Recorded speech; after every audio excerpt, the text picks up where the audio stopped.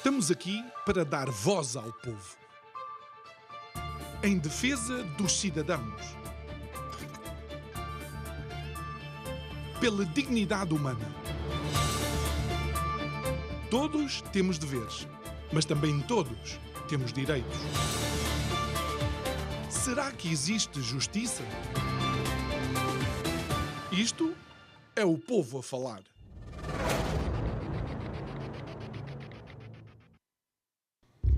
Protágoras é um pensador filósofo grego que existiu por volta do século V a.C. e que foi um dos fundadores da escola de pensamento chamada sofista. Bem, os sofistas viajavam um pouco por todas as cidades da Grécia Antiga, fazendo discursos públicos, tentando de alguma forma demonstrar o seu pensamento e também angriar estudantes, aos quais depois cobravam uma taxa para lhes dar educação.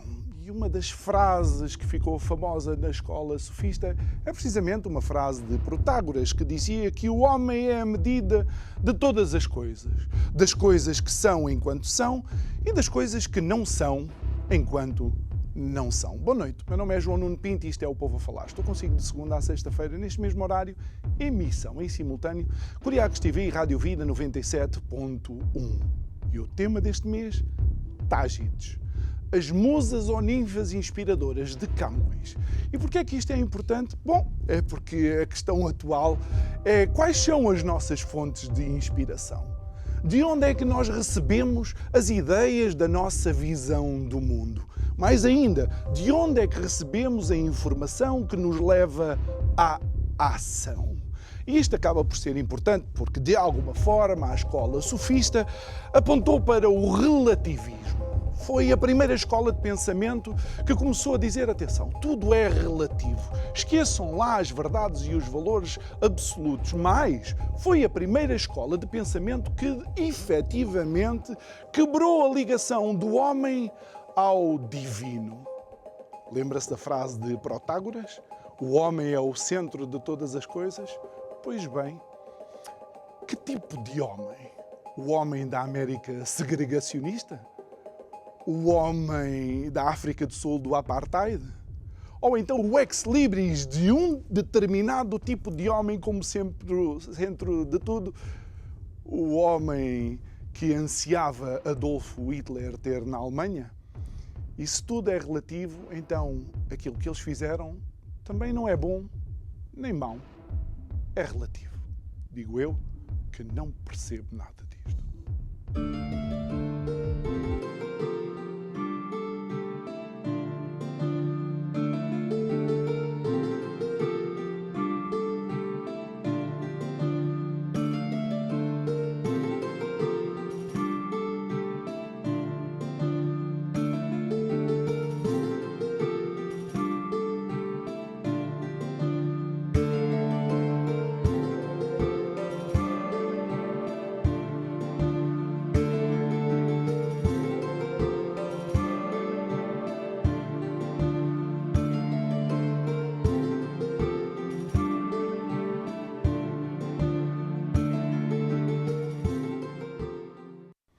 E é nosso convidado de hoje, desta sexta-feira, que termina mais uma semana rica em conversas e em desafios para cada um de nós, o Sr. Padre Gonçalo Portocarrero de Almada.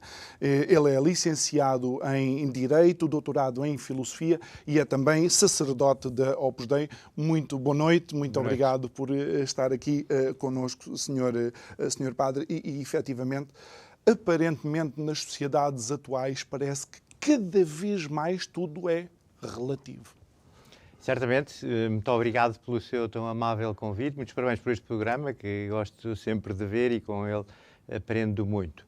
Se me permite, antes de introduzirmos a nossa conversa, queria dizer que fiquei profundamente chocado com a forma como uma televisão, que não sei se é digna desse nome, injuriou gravissimamente o pároco de São Nicolau, o padre Mário Rui Leal Pedras, precisamente quando tinha sido já apurado que não tinha absolutamente nenhuma responsabilidade numa calúnia cobarde e anónima que lhe foi dirigida.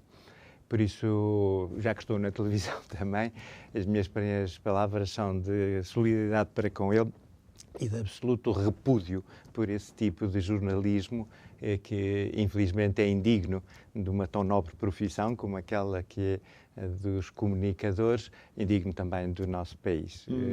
E queria agradecer a todos os jornalistas, como é o seu caso, que prestam um tão grande serviço à justiça e à verdade e ao bem. Creio que essa é a nobreza desta profissão. Muito obrigado, Sr. Padre. Acima de tudo, eu penso que é a liberdade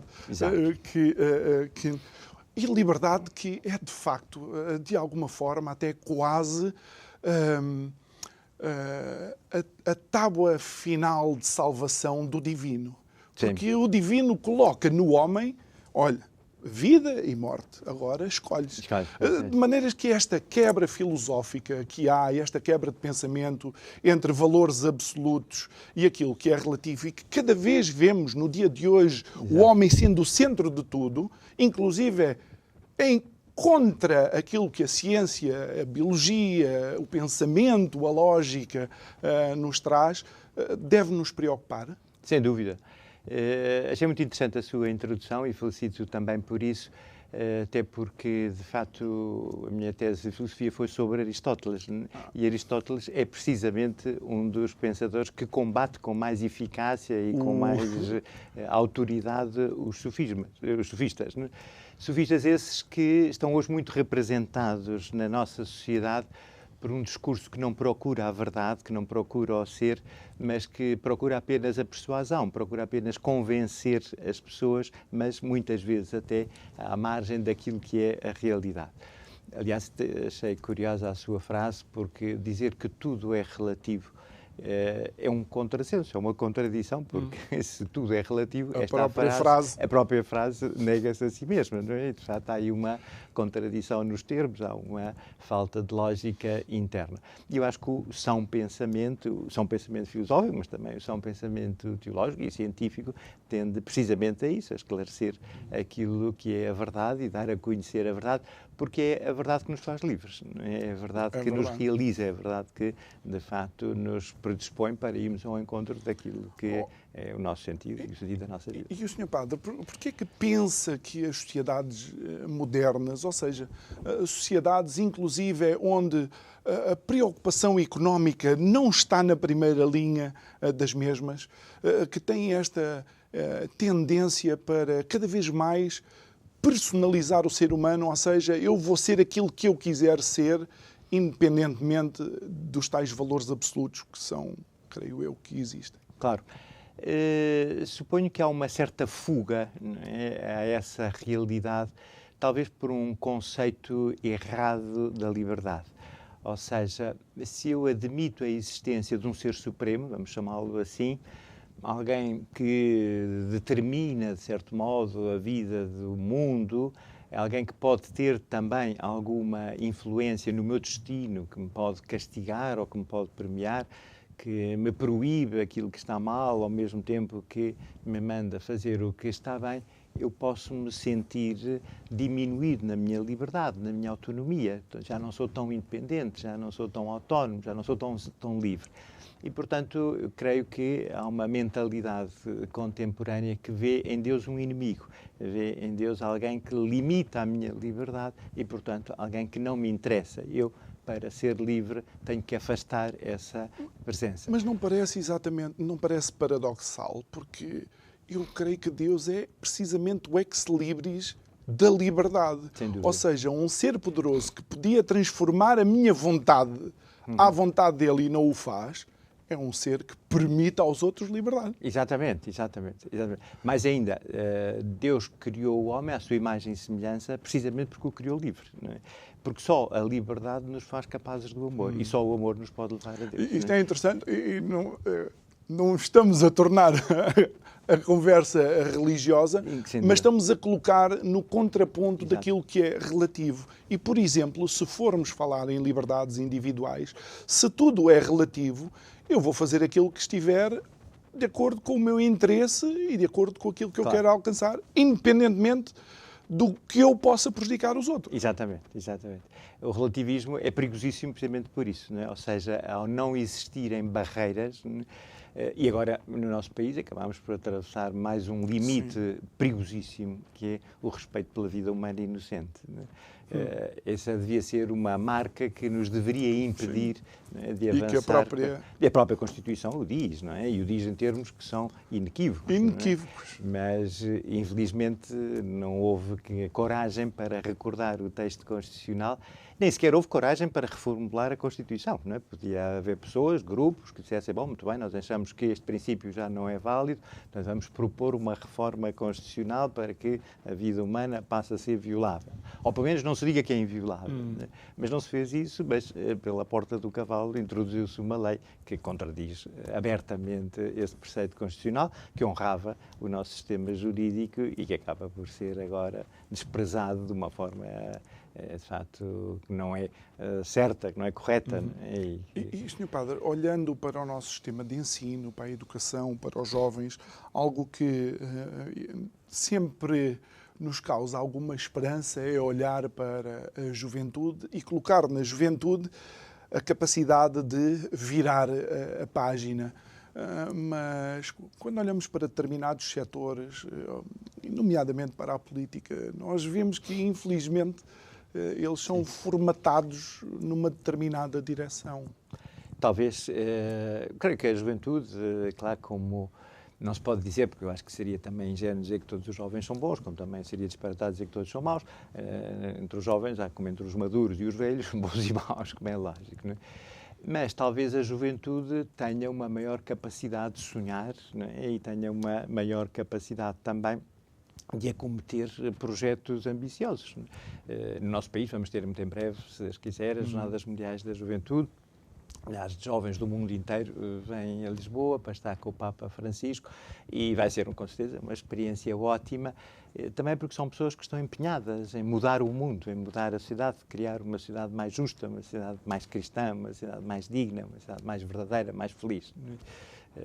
Sabemos que, infelizmente, isso nem sempre acontece, mas eu acredito no potencial que a juventude tem de realizar essa reforma e transformar, de certo modo, a sociedade.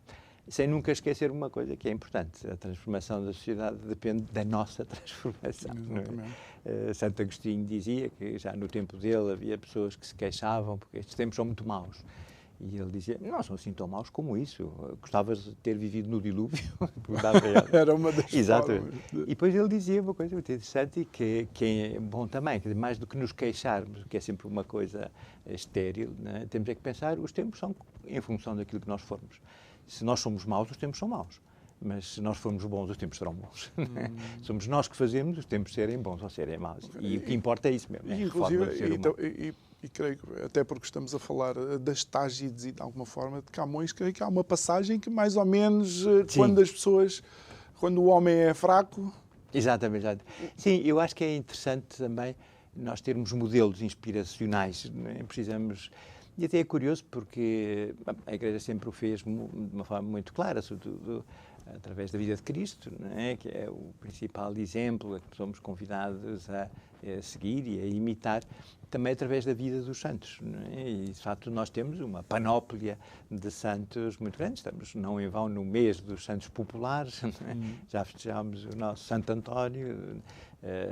Amanhã, se quiser, festejamos São João Batista, um grande santo também, e um homem de uma grande coragem, porque foi capaz, diante do tirano de Herodes, de defender a verdade, e pagar por causa disso. Mas já que fala de João Batista, é curioso, porque quando as condições numa sociedade são tais, quando as condições na vida de uma pessoa são determinadas condições, até os nossos princípios podem ser abalados. E recordo do episódio em que João Batista está preso. Exato. E manda aos discípulos dele perguntar a Jesus, mas és tu mesmo o Messias? De alguma forma, a sociedade, o ser humano e o homem também vive destas pressões externas? Sim. Eu acho que essa pergunta de João Batista é uma pergunta retórica, ou seja, ele não tinha dúvidas nenhumas, não é? Até porque já o tinha manifestado em várias ocasiões, até quando lhe vão perguntar se ele é o Messias, ele diz que não, e mais ainda, eu não sequer sou digno de desatar as sandálias, que era o trabalho do escravo mais ínfimo, desatar as sandálias do seu senhor. Portanto, eu acho que João Batista não tinha qualquer dúvida, mas queria que fossem eles a fazer a experiência de verificar quem era efetivamente Jesus. Isso é importante, não é? Eu posso estar convencido, e estou de muitas coisas, e estou firmemente certo daquilo em que acredito, nomeadamente a minha fé, mas eu não posso passar a minha fé para ninguém, não é? A minha fé é pessoal. E é uma consequência de uma graça certamente recebida e de um ato pessoal de aceitação de uma verdade que me foi dada a conhecer. O que eu posso fazer é ajudar outras pessoas para que conheçam essa verdade, mas elas têm que fazer esse percurso. Não podem aceitar porque eu disse, mas aceitar porque elas próprias verificaram que era verdade. E creio que foi esse o sentido de João. E precisamos muito de mestres, não é? Precisamos muito de exemplos, precisamos muito de figuras que nos motivem para podermos ser melhores. Recordo um caso curioso, uma pessoa não católica, não religiosa, a propósito da polémica dos crucifixos nas salas de aulas. E aquela pessoa dizia uma coisa muito interessante, dizia, eu não acredito no cristianismo, não acredito em nenhuma religião, sou agnóstico, não acredito na existência de Deus, portanto tenho uma atitude muito distanciada em relação a todos os credos e crenças. Mas acho que é importante que nas salas de aula esteja um crucifixo, porque é um exemplo de alguém que deu a vida pelos outros. E isso é muito educativo. Dito por alguém que nem, exatamente. nem teísta sequer E creio que, de alguma forma, este relativismo também faz com que, por exemplo, nos Estados Unidos houve um determinado Estado que, durante alguns meses, e agora reverteu-se isto, porque o Supremo Tribunal americano mandou reverter esta indicação do governo estadual, de que as Bíblias fossem retiradas das bibliotecas. Mais uma vez, e nós não estamos a focar no cristianismo, estamos a falar do cristianismo, são os casos que nós conhecemos. Creio que, de alguma forma, os Estados laicos estão a tentar ocupar um lugar que foi aquela ruptura que os sofistas fizeram ao transformarem e relativizarem tudo. Certamente.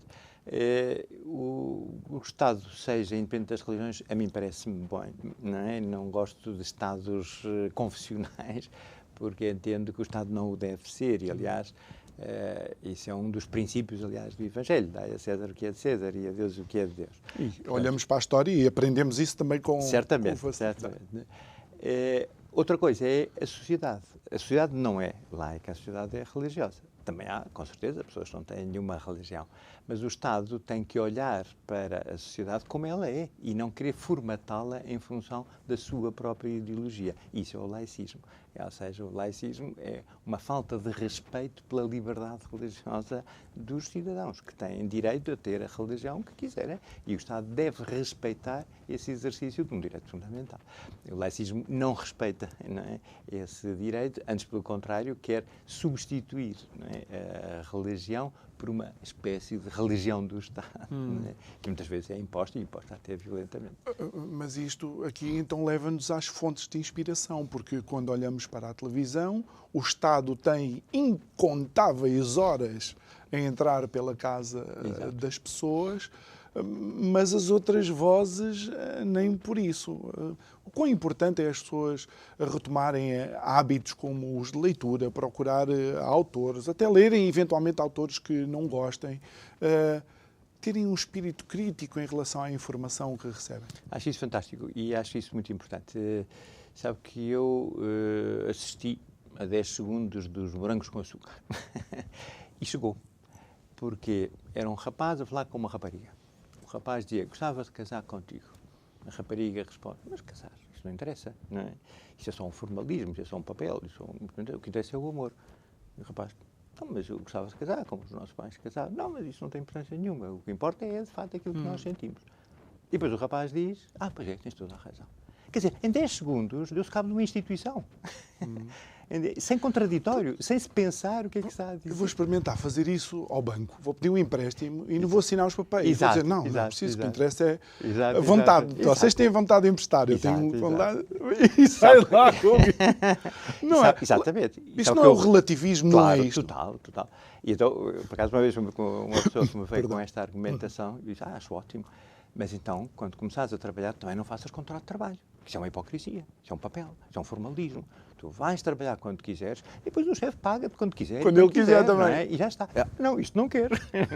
Ou seja, nós temos a consciência de que para as coisas que nos importam, que nos interessam, aí sim queremos salvaguardar aquilo que temos direito. Queremos que a nossa expectativa não seja agorada por qualquer aldrabão que nos pode explorar ou que nos pode defraudar. Não é? Pois bem, se isso faz sentido em relação ao trabalho, com mais razão faz sentido em relação à família, por exemplo, não é? E hoje em dia, de facto, é mais fácil uma pessoa divorciar-se do que, por exemplo, despedir a mulher Dias. É verdade. Uma vez que escrevi uma crónica, isso mesmo, não é? Que a solução é casar com a mulher a Dias e contratar a mulher, porque assim, o Estado assegura aquele vínculo, coisa que não faria De outra forma. Exatamente. Quando, mais uma vez, e porque há pouco falou de ícones e de referências, obviamente nós olhamos para a nossa sociedade e quem não tiver um olhar ativo e atento vai receber as primeiras caras que lhe aparecem e que lhe entram pela cara adentro, pela casa adentro, perdão. E é aí onde vemos, por exemplo, uma ética política que nos faz pensar na realidade, mas é assim que eu quero ser enquanto pessoa. Exato. Eu acho que é importante esta questão, a questão dos modelos. Hoje em dia, se calhar, muitas pessoas andam atrás da fama, ser famosas, ser conhecidas, ou como se costuma dizer, ser mediáticos. Que me desculpem essas pessoas, mas isso não interessa nada.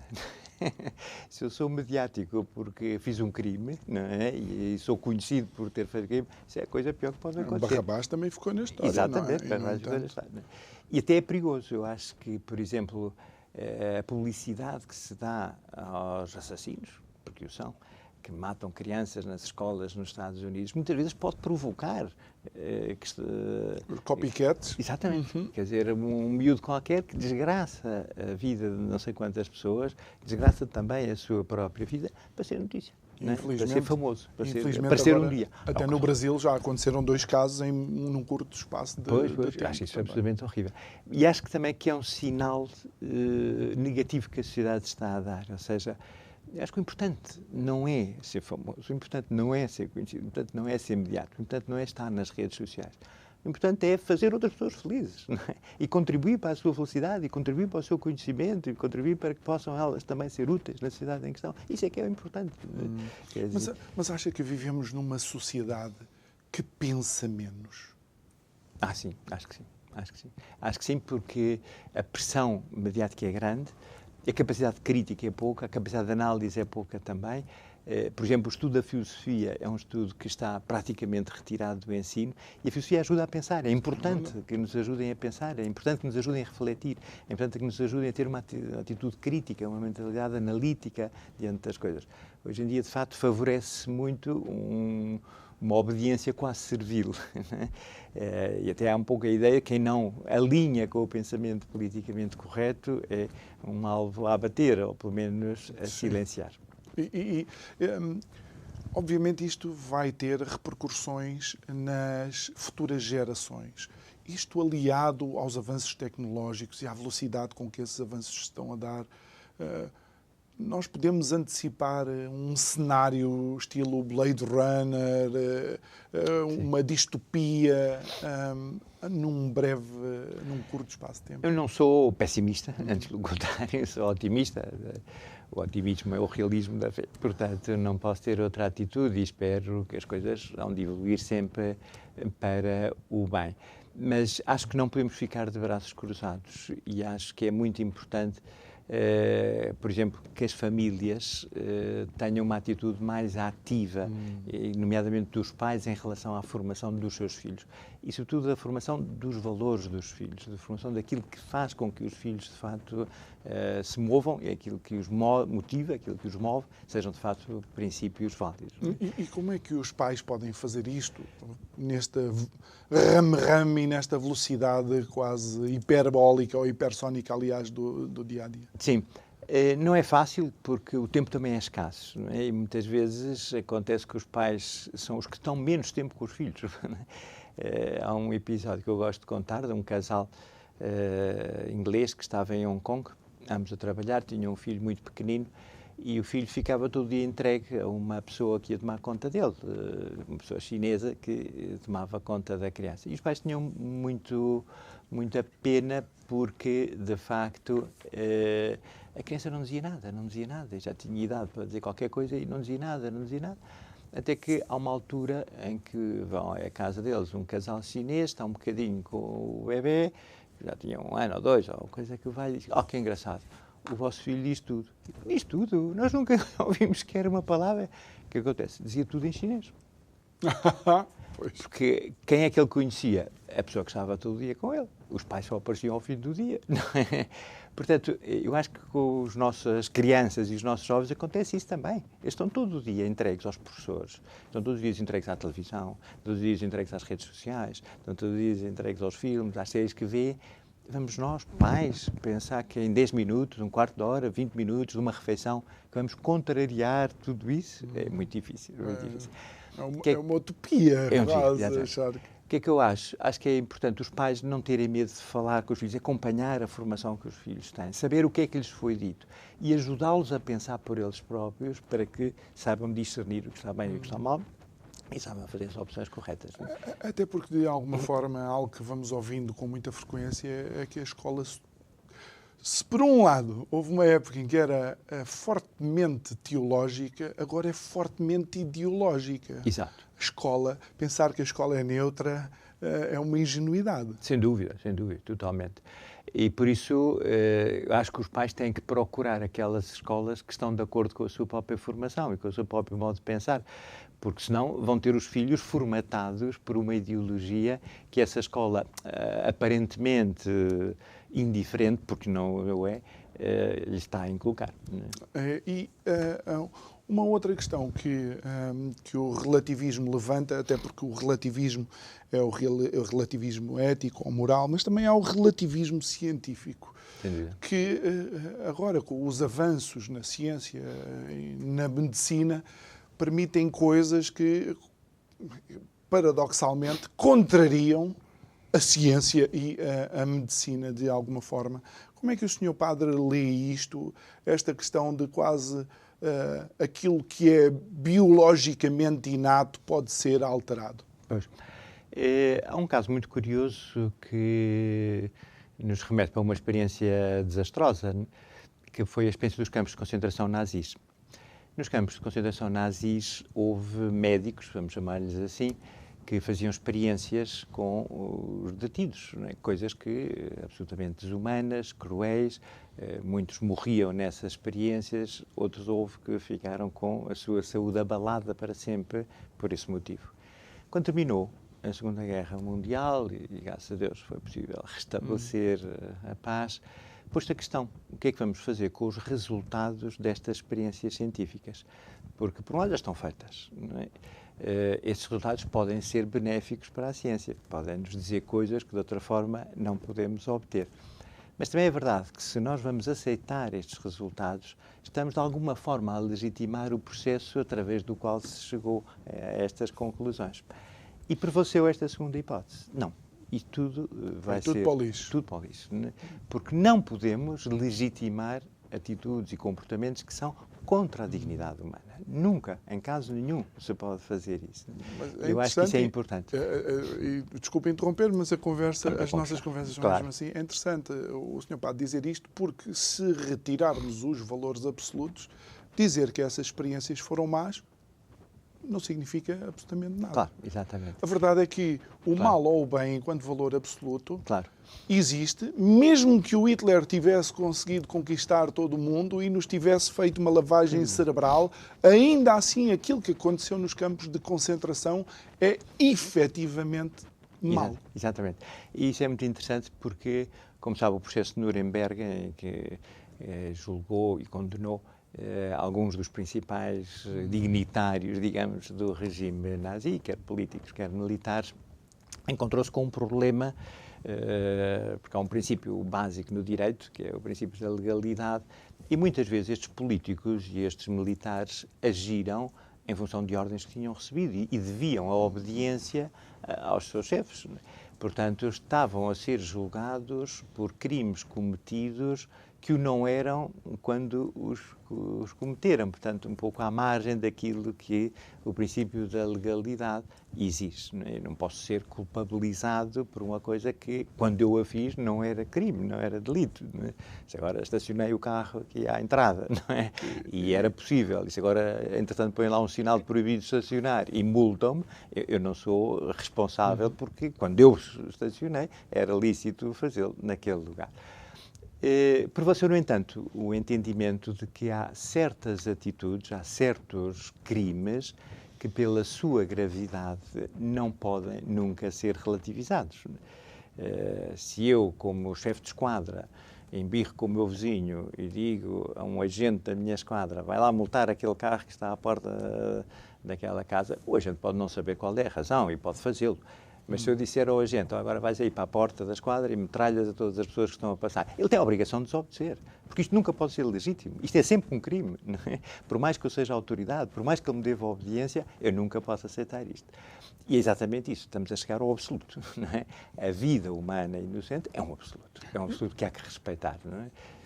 E o interessante de o Sr. Padre dizer isto é que muitas vezes as pessoas caem, e vou usar outra vez esta palavra, na ingenuidade de pensar que só mentes deficitárias se deixam levar por vozes inspiradoras. Até porque, para os julgamentos de Nuremberg, foram feitos alguns testes de coeficiência, coeficiente de inteligência àquelas figuras, e vários atingiam um nível de genialidade. E a mim não me podem dizer que figuras históricas, militares da escola prussiana, von Manstein, Hans Guderian, Erwin Rommel, até o próprio Göring, que não sabiam que aquilo que estava a fazer, e isto leva-nos para aquele campo. Só ser inteligente é suficiente, porque afinal de contas, como disse Rommel no diário, afinal é um mero soldado que me está a dar ordens quando estava a falar de Adolf Hitler. Exato. Eu acho que a inteligência tem um papel importante, né? Mas não é o mais importante. E o mais importante é o caráter, é a personalidade. Há pessoas muito inteligentes que utilizam a sua inteligência para o bem, há pessoas muito inteligentes que utilizam a sua inteligência para o mal.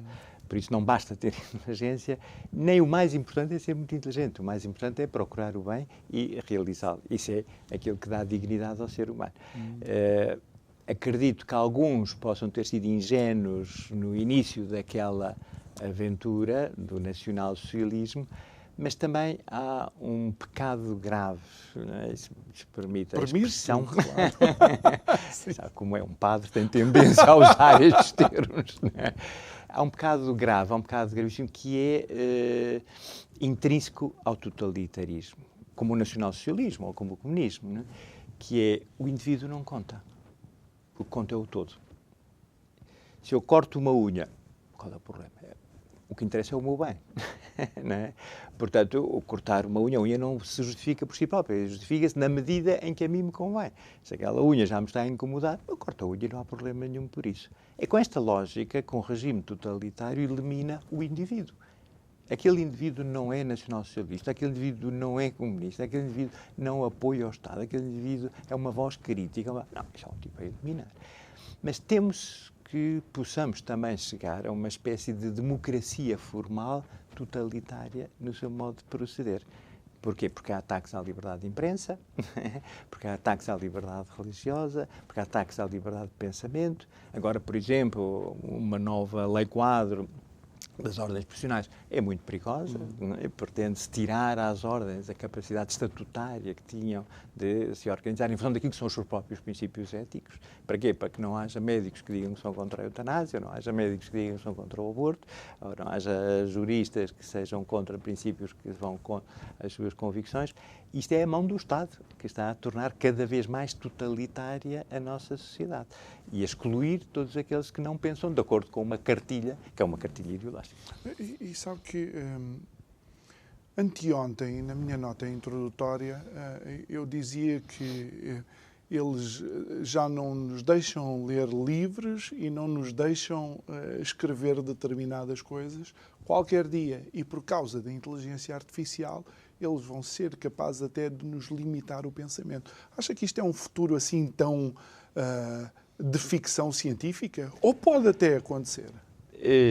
Eu acho que devo respeitar as outras ciências e não fazer afirmações que vão para além daquilo que são as matérias em que posso ser competente. Eu sou padre, eu gosto muito da sua esperança, mas eu também sei que a Bíblia acaba com o livro do Apocalipse. Exato.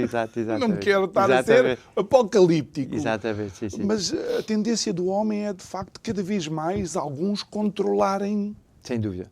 Sabe que há uns anos atrás um bispo polaco escreveu as suas experiências sobre o tempo em que esteve detido num campo de concentração nazi. E quando lhe pediram um testemunho, disse, não vale a pena, já há muita coisa, não vale a pena estar agora a insistir nisso, que os alemães são maus e que os outros são bons, e já toda a gente sabe, toda a gente já viu isso, já toda a gente sabe o que é o nacionalsocialismo, toda a gente sabe o que é o nazismo, não interessa. E depois ele mudou de atitude.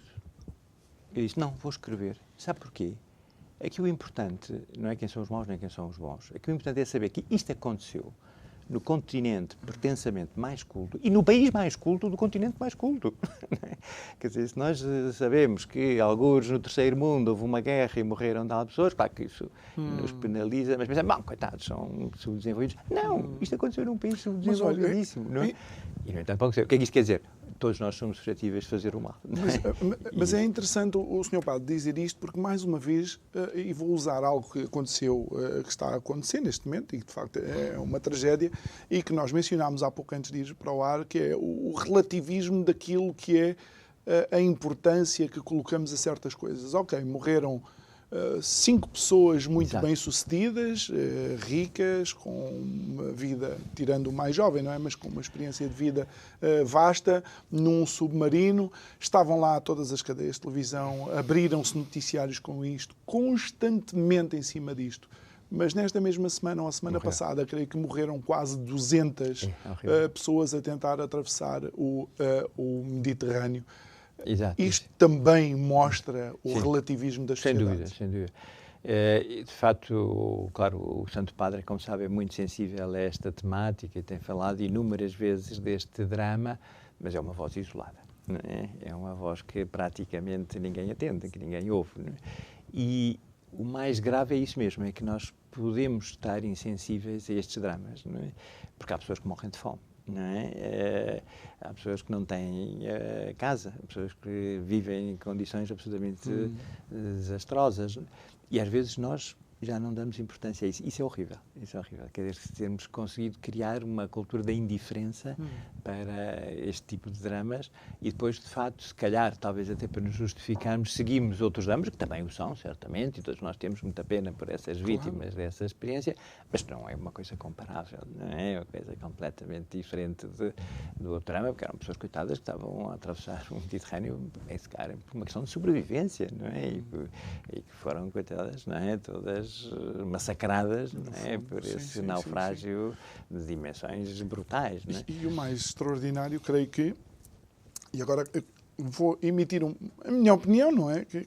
Eu penso que algum desse drama é culpa do Ocidente, porque algumas destas pessoas vêm, de facto, de zonas geográficas onde o Ocidente tenta interferir constantemente. Sim, acho que sim.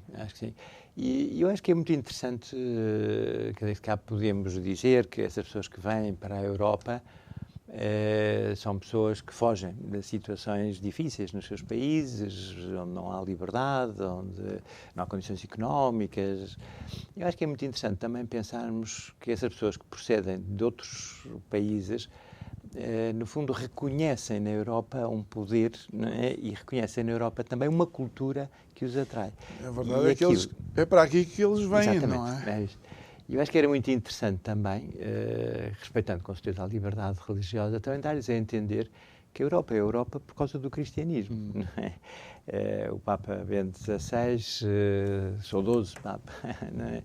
E emérito, dizia uma coisa que me parece muito interessante. Ele dizia: aquilo que faz a Europa nem sequer é uma circunstância geográfica, porque a Europa está presa à Ásia, não é? É todo um só bloco, não é? A África também, ou a América também, pronto, estão identificadas geograficamente. A Europa não. Mas o que é que identifica a Europa? E ele diz que são 3 heranças. É o pensamento grego, e começámos por falar dos sofistas, e de facto a Grécia é a pátria do pensamento e da filosofia. É a organização romana, sem dúvida nenhuma. Roma fez um império que abarcava praticamente toda a Europa, e é o cristianismo, que é a alma da Europa.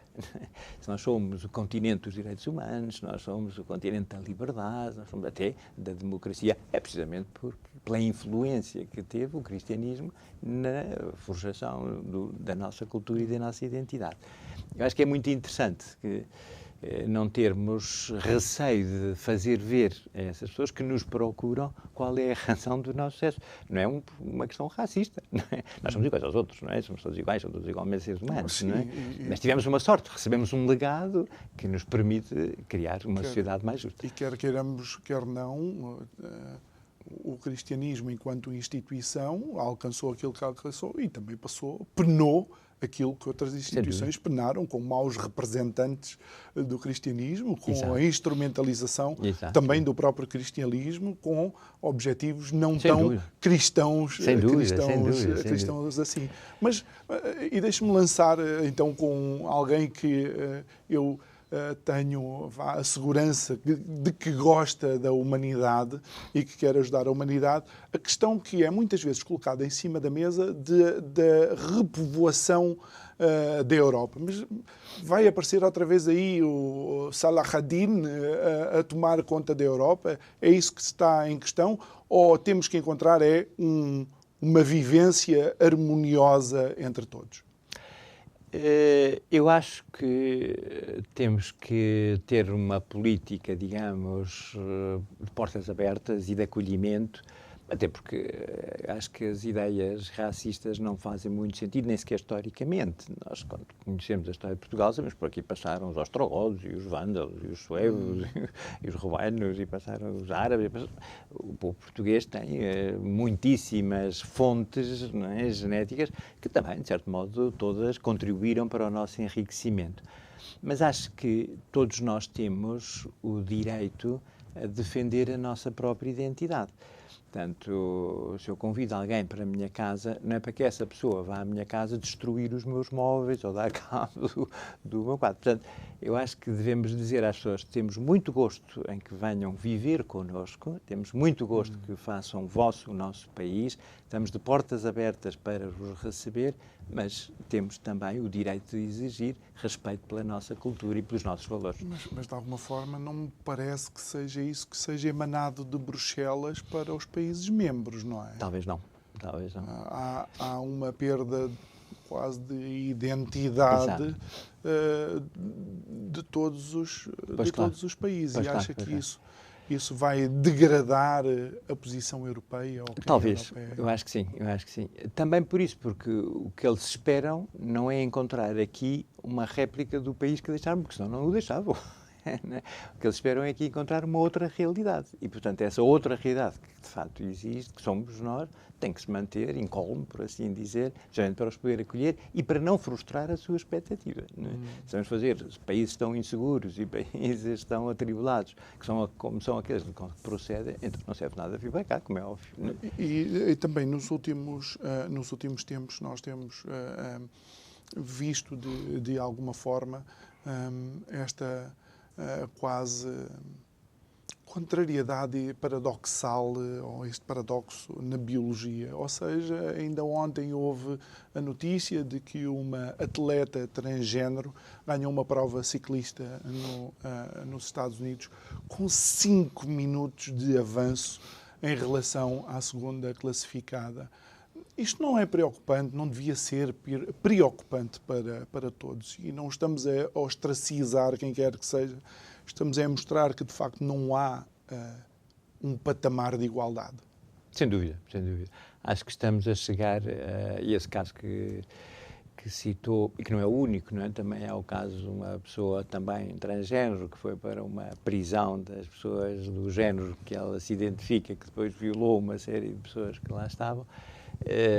Fazem-nos ver, de facto, que a política não pode ser essa, porque estamos a fazer vítimas onde não as devia haver, e estamos a ir contra evidências científicas, estamos também a cometer grandes injustiças. As outras atletas terão ficado, com certeza, não é, muito entristecidas, porque não foi uma competição justa, não foi uma competição razoável, digamos. E não acha que isto acaba por também erudir outros movimentos que foram movimentos desafiantes, como a emancipação das mulheres, não é? Então as mulheres tiveram décadas a batalhar para poderem praticar também todos os desportos, para verem agora esta situação a aparecer e a bater-lhes à porta. Sem dúvida, exatamente.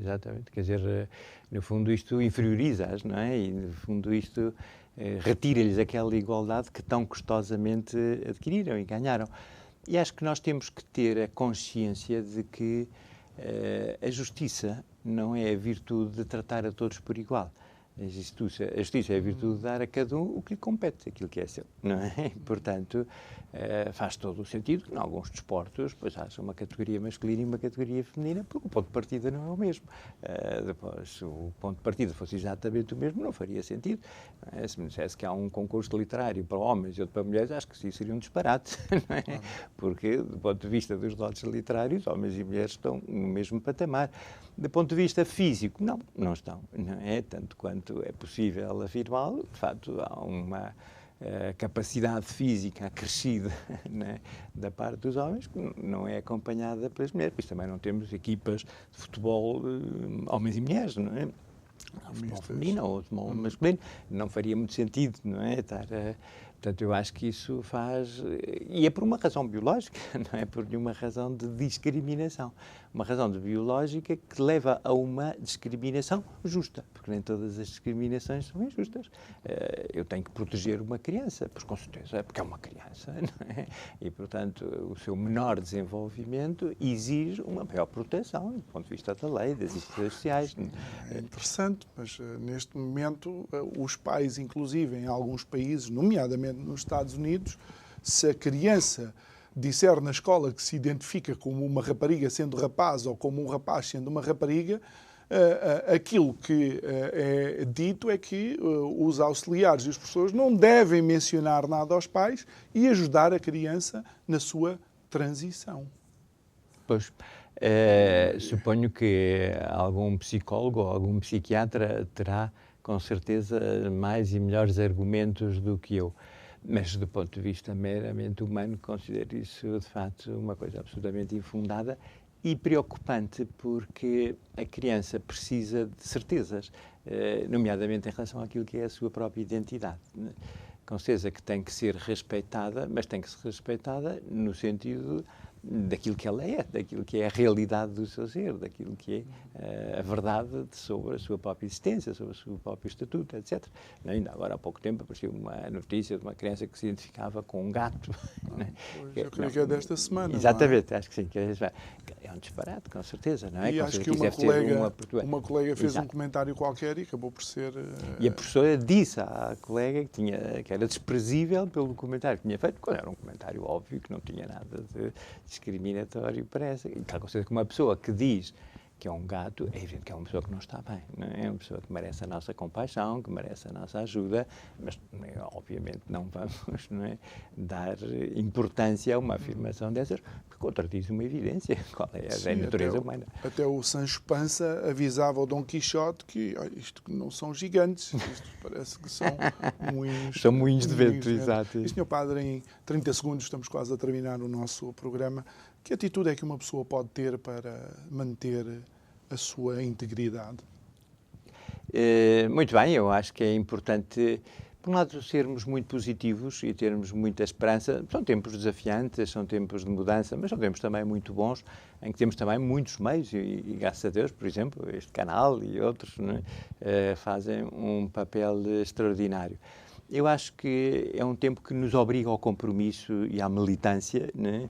E não devemos ter medo de afirmar a verdade, mesmo que tenhamos que pagar com a vida por esse nosso propósito. Muito obrigado. Sr. Padre Gonçalo Porto Carreiro da Almada, muito obrigado por ter estado connosco. Muito obrigado a si que nos acompanhou, não só hoje, mas toda esta semana. Um excelente fim de semana. Segunda-feira, cá estamos de volta. Deus.